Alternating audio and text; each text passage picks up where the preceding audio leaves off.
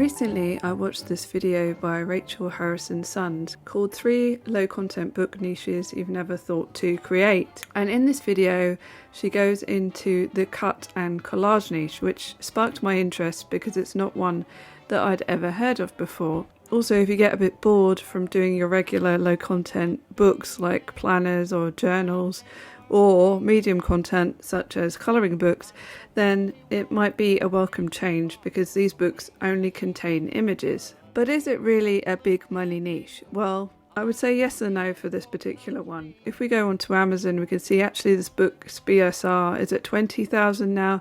It was around 6,000 when she did that video. But there are also lots of copycats of this particular book. Some are selling and some aren't. However, there are lots of sub-niches that you could go into. If we just look up Cut and Collage Book, it only has around 3,000 results. And there are quite a lot of sponsored listings. And as we scroll down the first page, there are some books here. There's a BSR of 10,000, 33,000. And some of these books have been published recently. This one was in 2024. So in this video, I'm going to do a tutorial of how you could go about creating one of these books using AI. In this particular video, I'm going to be using Midjourney Ideogram. I'm also going to be leveraging CHBT and using Canva to put the book together. But if you do stick with me to the end of the video, I'm going to be talking about a couple of other niches that are also image only that are potentially even easier to create than this niche. There are a couple of videos that are actually reviewing a lot of these books. In both of these videos, they like the same book the most. And actually in this video, in the comments section, the author of this book comments on the video and she talks about how she is publishing on KDP and how she really only gets a very small percentage of the overall cost, because I think this book is for sale for something like $18.99 because it is a premium colour book, and that is the one downside of doing these kind of things. The people reviewing these books do mention the introduction pages and they seem to really like having that feature. So I would definitely spend some time just putting a small introduction into it. You can definitely get ideas for the layout of those kind of intro pages on Canva. In this other video, the lady was going through various different books that she's got as well, and it's really interesting to see someone's take on it. So I will link these videos in the description, because if you have any interest in doing this kind of book, I highly recommend you looking at these videos first before you do anything, because a lot of them are quite different. They're not all the same, and there is a lot of scope for creativity when it comes to this kind of book. But there are a couple of things that did stand out to me when I was looking at it, and that is something that they really seem to appreciate is variety, not just of different objects or things, but also different styles and different sizes of image. So don't just stick to putting images of exactly the same size on the page. Maybe have the odd page with an image covering the entire page, and then have other ones where you'll have all different sizes. And the other thing was just the quality of the image. You could also market this kind of thing on Etsy. So not only could you sell a PDF or JPEGs of this kind of thing, but you could also use some of the images independently and put those on as PNGs. So there are lots of different opportunities for you to use some of the images that you create. So the first thing I do is use ChatGPT for help. So I just did a screenshot of one of the book covers that are on Amazon, and then I just uploaded it to ChatGPT. I said I'd like to create a book like this. I'd like to try it with a spooky theme, vintage ghost spiders, blah blah blah. Can you create 20 prompts I could use for a vintage Halloween cutout and collage book? I'd like each clip art to have that's meant to say border, like a sticker. Could you incorporate them into that prompt? I'm going to test them out on both Ideogram and Midjourney. These are two tools that I'm using specifically for this video, but you could use something like Bing Image Creator for free, and I end up using Midjourney for a majority of the images in this particular case. So another thing I like about Midjourney is if you come onto the main page and go to the Explore tab on the left, this is Midjourney Alpha, then you could just search for any kind of images that you like and actually use those as a style reference. So if you click an image that you like, let's say we particularly like this kind of style, then you can just scroll down and click style and it would use that image here as a style reference. This has recently been updated, so it looks a little bit different to what it has done previously. So if we just go to our creations now, which is on the left, So I found an image that I particularly liked, and then I went to start using that as a style reference. So that's how I came up with this particular illustration style, and I really like how it looks very hand-drawn. Obviously you want to choose ones that don't have legs back to front and things like that, but plenty come out really well, and you can use more than one at a time as well, so you could use multiple images as a style reference. So I came up with lots of these different images that would be perfect, especially as they have a really good solid outline. You could use these easily as stickers. Also, you can use them somewhere like Etsy. So you could create multiple different products. That's something that appealed to me while I was doing this, because I do have an Etsy shop, but it died a death quite a long time ago because I haven't been adding to it. So once we've got all of the ones that we want, we just want to upscale, which is here on the right hand side. Because I'm going to be hopefully creating different products with the same images and putting them on somewhere like Etsy, I want them to be a decent size. So even though a lot of the images that we might be putting in the book are relatively small, I want to do a variety. So as a result, it's probably just easier to upscale them several times in the beginning. You can use free ones like Big JPEG. I use this tool, which is let'senhance.io, and it means I can bulk upload lots of different images and then download them. So once we have downloaded and upscaled all the images that we want to go to Canva, because we're going to use Canva Pro and their AI tools to edit some of the images. So we've just gone for an 8.5 by 11 size book, and we are going to go for a size with bleed. So because we want to have a book with bleed, we want to make sure that the interior pages are 8.625 by 11.25 inches. So we can do that by creating a new design in Canva and just using the custom sizes. Make sure you change it to inches. When it comes to the cover, that's going to be dependent on how many pages that you have. So you can find out the exact dimensions you want via the Amazon KDP info, which I'll link to in the description of this video.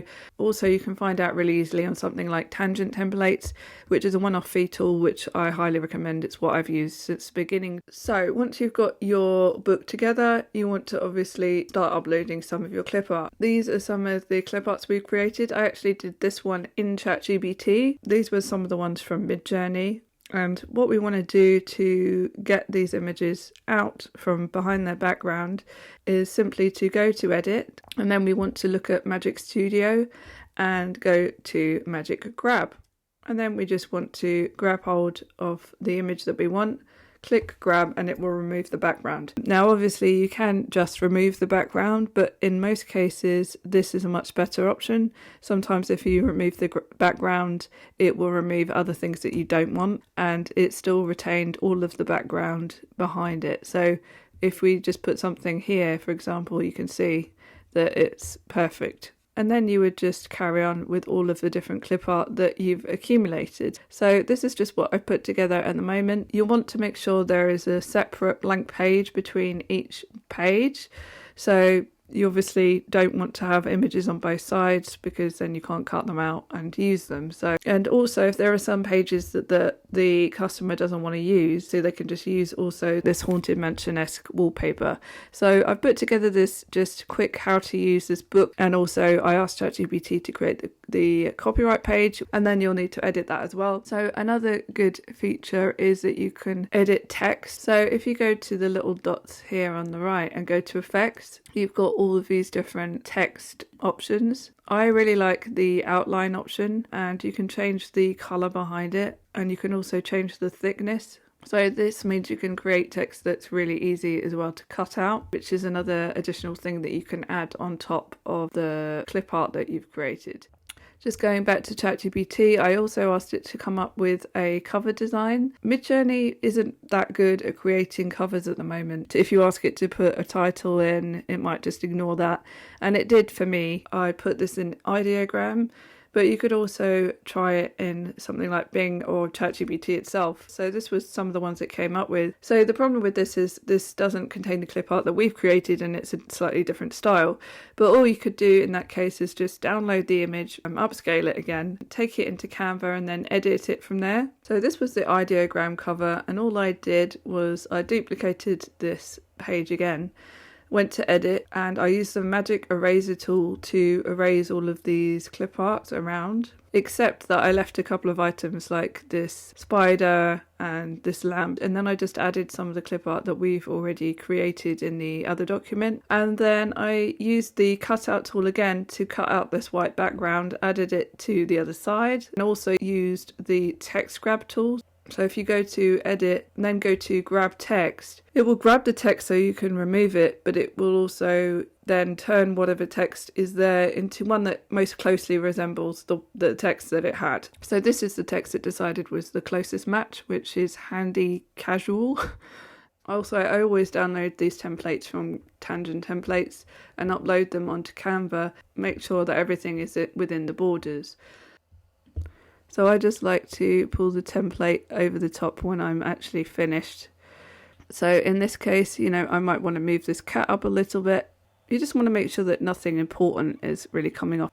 It just might mean that his legs might be chopped off, and then make him a bit bigger. But aside from that, basically everything is a-okay. And then I do the same thing for the interior as well. Make sure that I have one of the templates just to double check that everything is in the right place. If you don't have Tangent Templates, like I said, you can work out these margins via KDP. So as promised, I'm going to talk about a couple of other niches that are image only.